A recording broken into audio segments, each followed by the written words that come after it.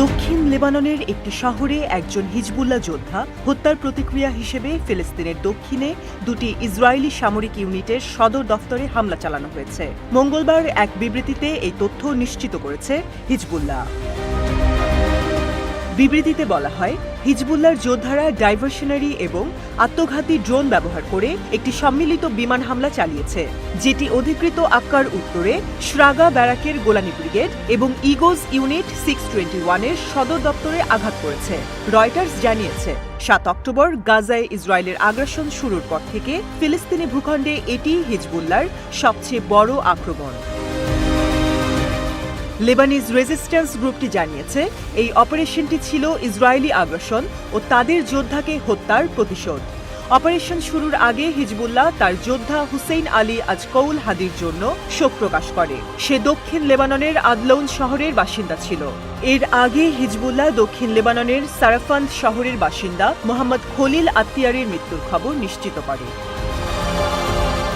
পরে এক বিবৃতিতে হিজবুল্লাহ জানায়, তাদের প্রতিরোধ যোদ্ধারা আল আসিস সাইটের আশেপাশে ইসরায়েলি দখলদার সেনাদের একটি সমাবেশ লক্ষ্য করে আক্রমণ চালায় এবং টার্গেটে হামলা সফলভাবে শেষ করে। লেবাননে আল মায়াদিনের সংবাদদাতা জানিয়েছে, দক্ষিণ লেবানন থেকে পরিচালিত একটি অ্যাসল্ট ড্রোন উপকূলীয় বসতিগুলোর একটিতে ইসরায়েলি সামরিক লক্ষ্যবস্তুতে আঘাত করে। ইসরায়েলি মিডিয়াও একটি ড্রোন অনুপ্রবেশের বিষয় নিশ্চিত করেছিল। বলা হচ্ছে, ড্রোনটি আল জলিল এলাকায় প্রবেশ করলে সাইরেন বেজে ওঠে। সেই সাথে নাহারিয়ার আকাশে একটি সন্দেহজনক বিমানের কারণে ইন্টারসেপশন মিসাইলগুলো চালু করা হয়েছিল। ইসরায়েলি মিডিয়ার বরাত দিয়ে আরও জানানো হয়, ড্রোন হামলার আশঙ্কায় একাধিক শহরে সাইরেন বেজে ওঠে। গত ডিসেম্বরের পর এটি সাইরেন বেজে ওঠার প্রথম ঘটনা।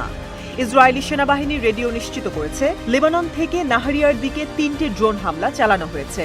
এরপর ২ লাখ ইসরায়েলি নিরাপদ স্থানে আশ্রয় নেয়।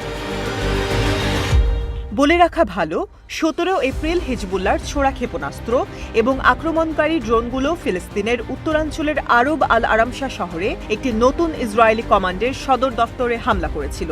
কয়েকদিন পর ইসরায়েলি দখলদার বাহিনী হিজবুল্লাহর অভিযানে একজন উচ্চপদস্থ কর্মকর্তার মৃত্যুর কথা স্বীকার করে।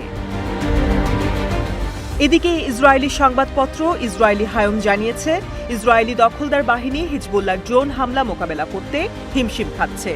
বিশ্লেষকদের মতে, বিদ্যমান এই পরিস্থিতির মাধ্যমে এটা বোঝা যাচ্ছে যে ড্রোন সহ আকাশযান শনাক্তের উন্নত ব্যবস্থা রয়েছে হিজবুল্লাহর হাতে, আর এতে হিজবুল্লাহর যোদ্ধারা প্রতিপক্ষের আকাশযান সহজে শনাক্ত করতে পারছে।